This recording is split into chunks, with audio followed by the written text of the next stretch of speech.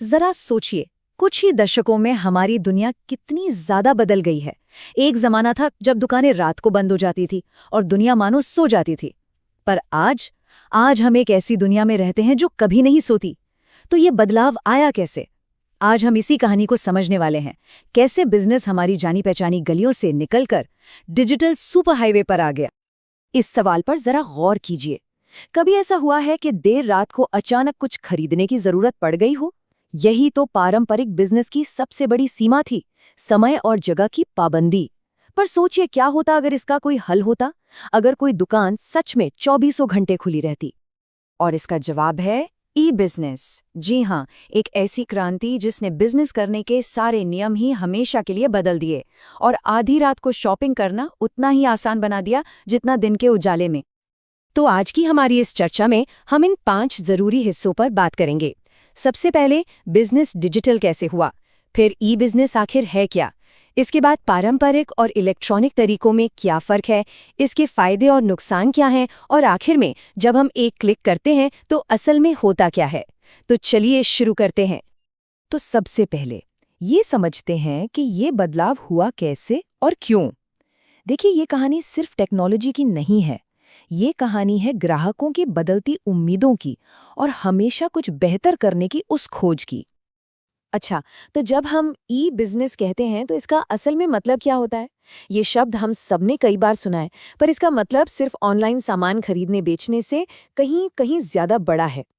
अगर इसकी किताबी परिभाषा देखें तो ई बिजनेस का मतलब है कंप्यूटर नेटवर्क, खास तौर पर इंटरनेट का इस्तेमाल करके इंडस्ट्री, ट्रेड और कॉमर्स को चलाना। मतलब इसमें प्रोडक्शन से लेकर कस्टमर सर्विस तक सब कुछ आ जाता है। अब ये बहुत जरूरी है क्योंकि यहाँ एक बहुत आम कंफ्यूजन दूर होता है, ई बिजनेस और ई कॉमर्स।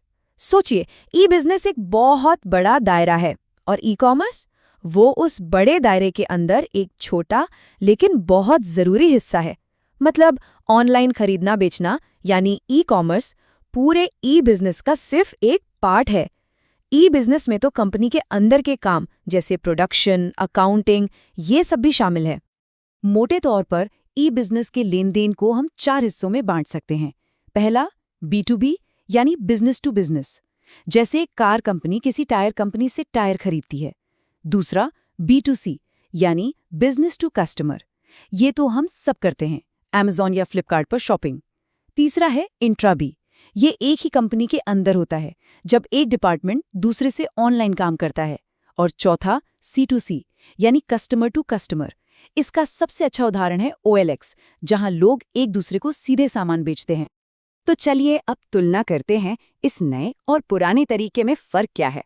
और ये कोई छोटा मोटा बदलाव नहीं था, नहीं, ये तो बिजनेस करने के पूरे तरीके में एक जबरदस्त क्रांति थी।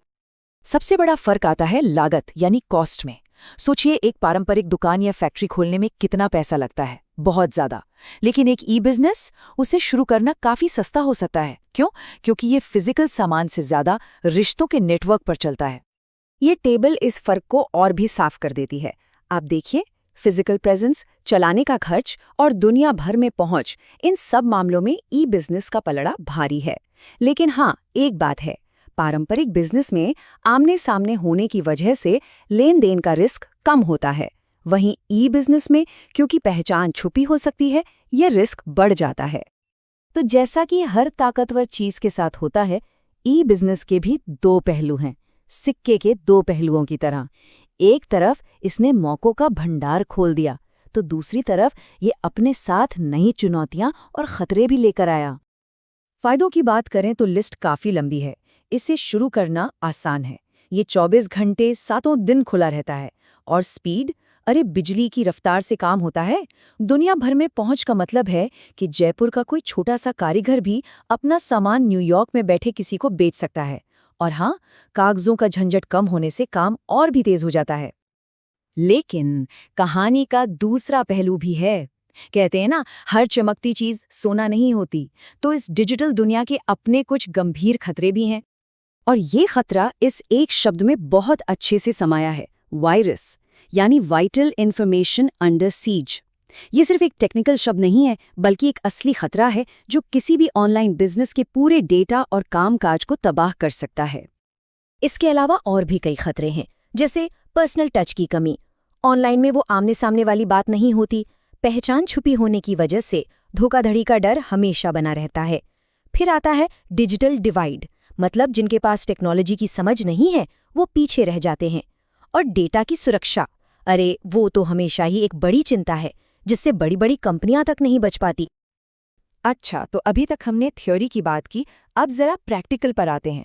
चलिए देखते हैं कि जब हम ऑनलाइन कुछ खरीदते हैं तो पर्दे के पीछे असल में होता क्या है। पूरी प्रोसेस को हम 3 आसान स्टेप्स में समझ सकते हैं। पहला स्टेप रजिस्ट्रेशन, मतलब वेबसाइट पर अपना एक अकाउंट बनाना। दूसरा स्टेप ऑर्डर प्लेस करना, यानी अपनी पसंद की चीज़ों को शॉपिंग कार्ट में डालना और चेकआउट करना। और तीसरा और आखिरी स्टेप पेमेंट करना, जिसके लिए कई सारे ऑप्शन होते हैं। जरा इस नंबर पर गौर कीजिए, 95%। ये बहुत बड़ा नंबर है ना? पर ये नंबर आखिर दिखाता क्या है?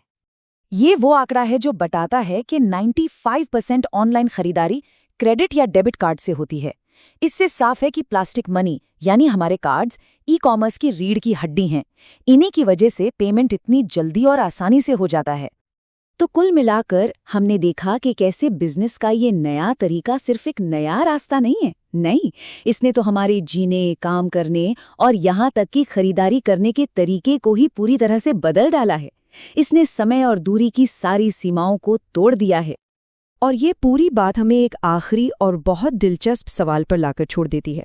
हमने गलियों की दुकानों से इंफॉर्मेशन सुपर हाईवे तक का सफर तो देख लिया, पर अगला पड़ाव क्या होगा?